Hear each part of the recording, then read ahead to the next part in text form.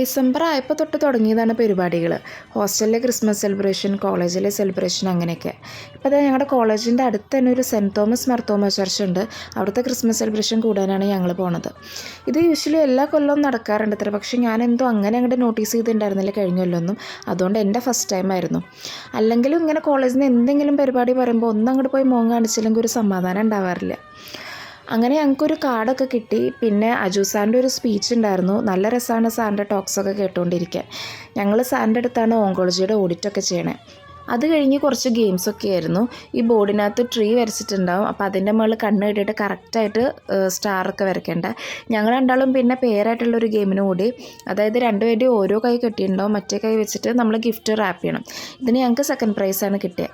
പിന്നെ shallow മാമിൻ്റെയും Joan സാറിൻ്റെയും ഈ പാട്ട് പാടിയിട്ട് എല്ലാവരും കൂടി ഒരുമിച്ച് ഡാൻസ് കളിക്കുന്ന ഒരു പരിപാടി ഉണ്ടായിരുന്നു. അത് എനിക്ക് ഭയങ്കര ഇഷ്ടമായി. എൻ്റെ ഫസ്റ്റ് എക്സ്പീരിയൻസ് ആയിരുന്നു. ഇതും നല്ല രസമായിരുന്നു. ഈ കാൻഡിലൊക്കെ വെച്ചിട്ട് കൊയർ പോലെ നല്ല രസമുണ്ടായിരുന്നു. പിന്നെ സ്നാക്സൊക്കെ ഉണ്ടായിരുന്നു. Lays, brownie, meat roll, Pepsi, 7up ഒക്കെ.